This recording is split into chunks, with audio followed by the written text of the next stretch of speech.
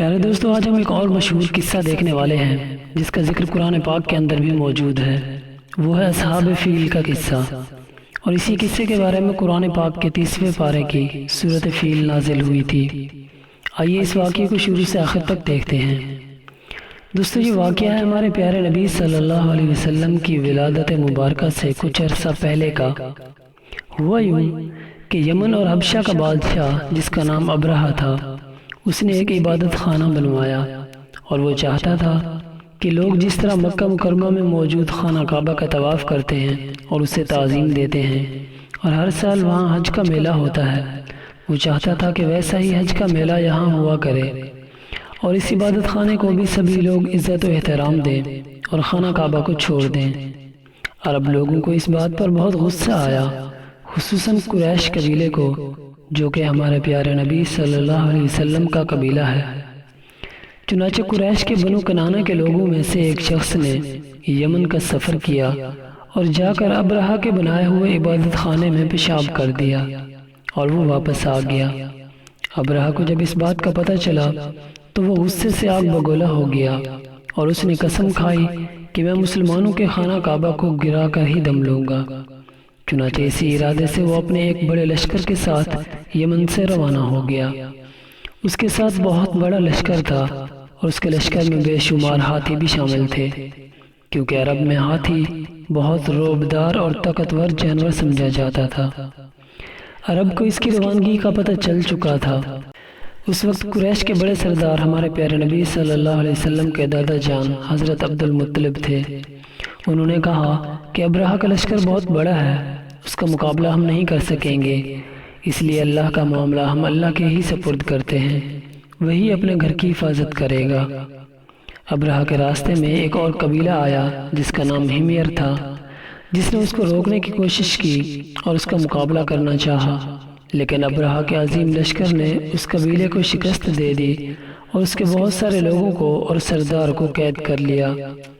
پھر مکہ مکرمہ کے بالکل نزدیک پہنچ کر اس نے ایک دن کی شام کو پڑاؤ ڈالا، اس ارادے سے کہ کل صبح ہوتے ہی مکہ مکرمہ پر حملہ کر کے خانہ کعبہ کو مسمار کر دوں گا۔ وہ نہیں جانتا تھا کہ اللہ کا فیصلہ کچھ اور ہو چکا ہے۔ اس نے مکہ کے ارد گرد چرنے والے جانوروں کو پکڑ کر اپنے قبضے میں لے لیا۔ انہی کے اندر حضرت عبد المطلب کے بہت سارے اونٹ بھی تھے۔ حضرت عبد المطلب اسی رات ابرہہ کے خیمے میں آئے، اس سے جا کر ملے، اور بالکل اکیلے نڈر ہو کر گئے تھے۔ بادشاہ نے انہیں بہت عزت دی اور کہا کہ میں آپ لوگوں سے جنگ نہیں چاہتا، میرا مقصد اس کعبہ کو مسمار کرنا ہے، جو بیچ میں آئے گا میری اس سے جنگ ہوگی۔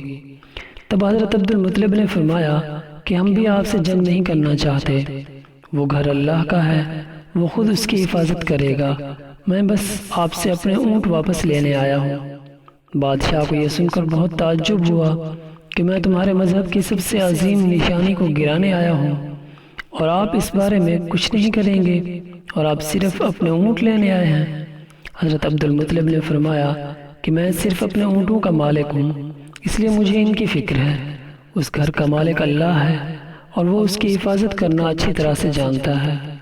بادشاہ نے ان کے اونٹ واپس کر دیے۔ جب آپ واپس مکہ آئے تو قریش سے کہا کہ سبھی لوگ پہاڑوں کے اوپر چڑھ جاؤ۔ چنانچہ سبھی لوگ چلے گئے۔ آپ نے کعبہ کو پکڑ کر رو رو کر اللہ میاں سے دعا کی کہ اپنے گھر کی حفاظت فرمائیے، اور پھر آپ خود بھی ان لوگوں کے پاس پہاڑوں پر چلے گئے اور پوری بستی خالی ہو گئی۔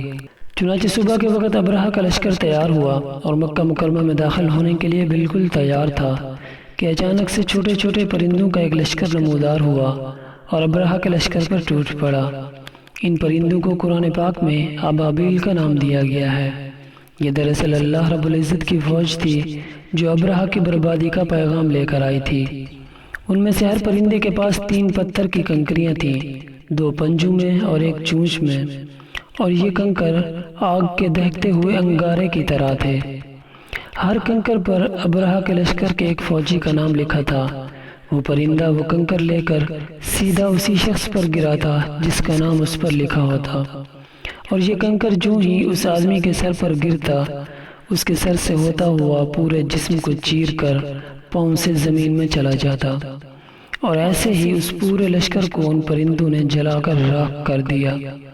اہل عرب نے یہ منظر دیکھا تو بہت خوش ہوئے اور اللہ کا شکر ادا کیا، اور سب کی نظر میں کعبہ شریف کی عظمت اور زیادہ بڑھ گئی، اور اس سال کو عام الفیل کا نام دیا گیا، یعنی ہاتھیوں والا سال۔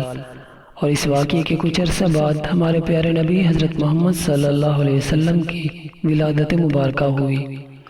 اس واقعے کو قرآن پاک میں کچھ یوں بتایا گیا ہے: بسم اللہ الرحمن الرحیم، الم تر کیف فعل ربک باصحاب الفیل الم یجعل کیدہم فی تضلیل وارسل علیہم طیرا ابابیل ترمیہم بحجارۃ من سجیل فجعلہم کعصف مأکول۔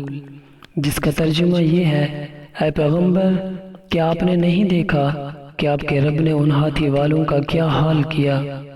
کیا آپ کے رب نے ان کی تدبیر کو تباہی میں نہیں ڈالا اور ان پر ابابیل پرندوں کی فوجیں نہیں بھیجی، جنہوں نے ان کو کنکر نما پتھروں سے مارا اور ان کو کھائی ہوئی کھیتی کی طرح بنا ڈالا۔ دوستو، اس قصے کے بارے میں اپنے خوبصورت رائے کا اظہار کمنٹ سیکشن میں ضرور کیجیے گا۔ دوستو، اگر آپ اس چینل پر نئے ہیں تو اسے سبسکرائب کرنا مت بھولیے گا۔